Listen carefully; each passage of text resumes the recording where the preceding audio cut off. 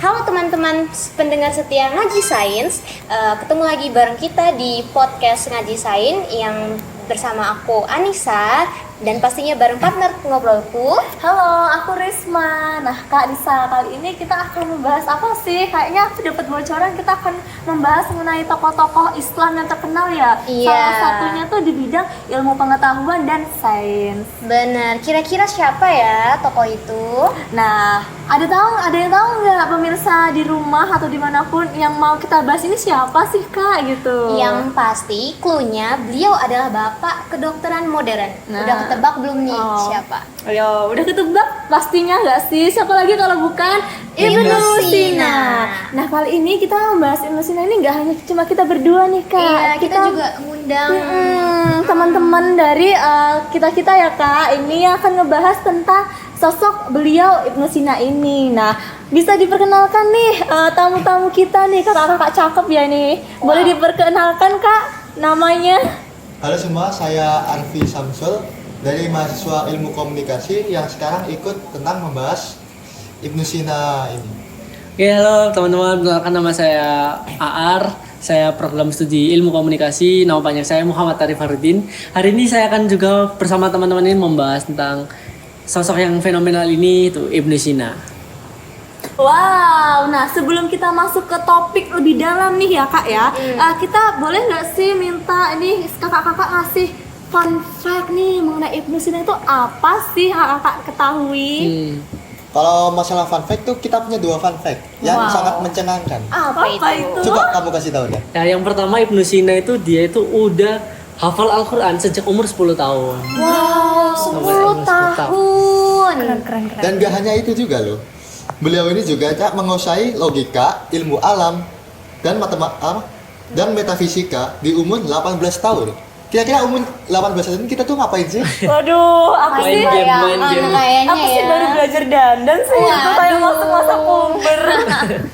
Oke, setelah kita dengerin fun fact tadi nih ya, mari kita dive into the topic. Setahu kalian, siapa sih sebenarnya Ibnu Sina ini? Ibnu Sina itu biasa dipanggil Avicenna di dunia barat, tentunya di Eropa sana. Beliau lahir pada tahun 980 Masehi di wilayah Persia yang sekarang menjadi Uzbekistan. Ayahnya bekerja di wilayah kepemimpinan Nuh bin Masyur. Oh, kalau gitu berarti pendidikannya gimana tuh latar belakangnya? Karena beliau itu dari keluarga yang berpendidikan, tentunya ya ayahnya itu mendatangkan guru khusus Al-Quran buat dia dan juga adiknya. Jadi kayak macam privat gitu. Didukung sama keluarganya juga Iya, ya. pantas aja. Keren. Nah, dan dari kecil tuh Ibnu Sina itu udah terkenal jenius banget gitu. Karena sudah membaca buku, bahkan pada umur 16 tahun dia tuh sudah menjadi seorang tabib. Gitu. Keren banget, ya ampun. Ya, nggak relate sih ya Kak sama kita ini. Yes. Umur 16 tahun, ya ampun. Masih pusing mau masuk jurusan apa? Betul, masih pusing ngerjain tugas-tugas rumah. Nggak kepikiran kalau udah jadi dokter gitu ya Kak, ya ampun, keren. Ya, bahkan dia itu pernah menyembuhkan Sultan Bukhara. Wow. Yang akhirnya bikin dia itu bisa akses perpustakaan kerajaan yang super lengkap. Keren banget ya Kak, ya ampun.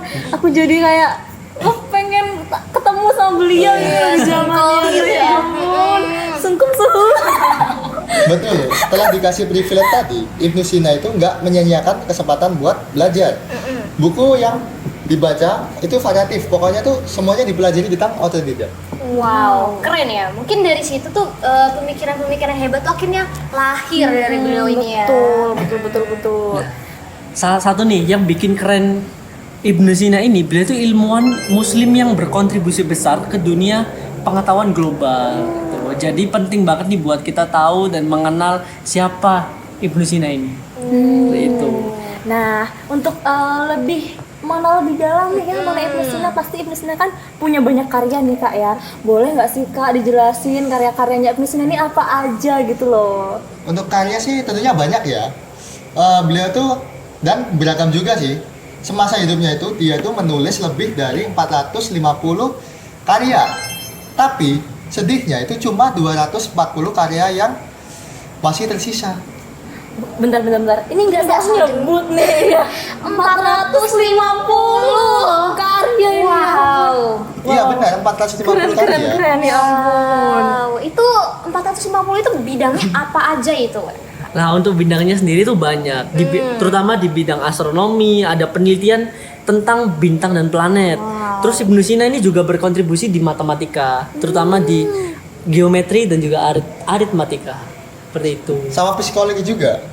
Beliau juga meneliti tentang jiwa dan emosi.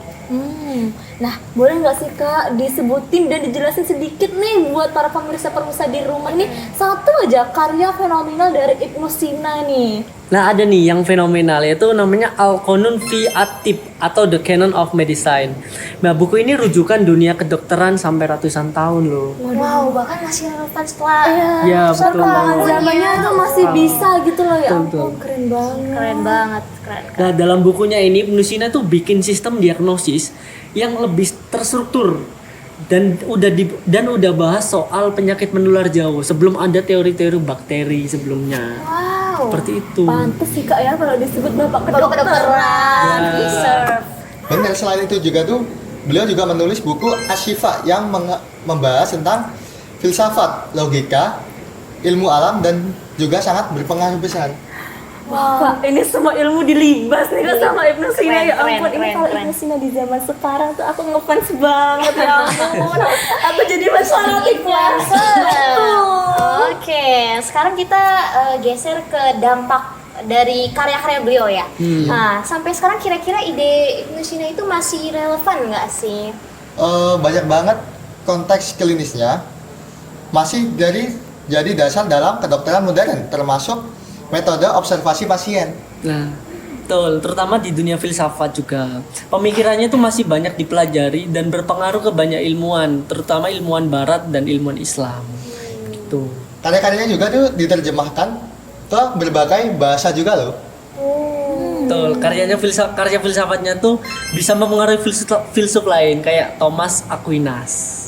Berarti orang beliau ini ya Kak, ini nggak cuma legend di zamannya Zamannya aja. aja. Ya, betul. Di zamannya kita ini juga legend juga nih pemirsa yang pun patut untuk dijadikan panutan nih ya. Fans nih. Beliau, bukan sembarang beliau tentunya. Nah, buat kalian nih sebagai mahasiswa, kira-kira apa yang bisa kalian ambil pelajaran terbesar dari sosok Ibnu Sina ini? Kalau menurutku sih, itu jangan pernah berhenti belajar dan selalu skeptis terhadap informasi. Ibnu Sina itu selalu observatif dan eksperimental. Betul. Dan juga yang paling penting itu ilmu dan agama itu selalu berjalan beriringan. Gak bisa di satu-satuin atau di kotak-kotakin seperti itu. setuju.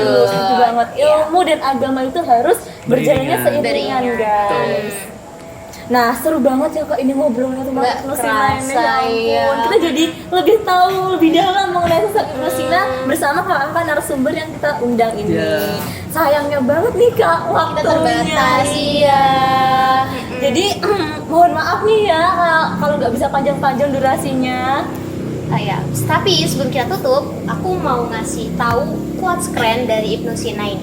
Yang bunyinya, ilmu pengetahuan adalah kunci kebijaksanaan dan kebijaksanaan adalah cahaya bagi kehidupan. Wah, cocok banget nih buat kita yang masih belajar. Iya kan? Benar. Semoga kita bisa meneladani dari semangat-semangat Ibnu Sina ini. Amin. Amin. Masya Allah. Nah, terima kasih ya buat kakak-kakak narasumber yang sudah bersedia untuk datang dan menemani kita membahas mengenai Ibnu Sina di Sina. podcast ini ya Kak. Dan buat kalian para pemirsa di rumah jangan lupa untuk subscribe channel YouTube kami dan nyalakan loncengnya, jangan lupa ditonton dan di share ya guys video-videonya. Lain kali di Ngaji Sense lain kalinya kita akan membahas tokoh-tokoh ilmuwan Islam yang inspiratif. Oke, terima kasih. Sampai jumpa di episode selanjutnya. Wassalamualaikum warahmatullahi wabarakatuh. Dadah.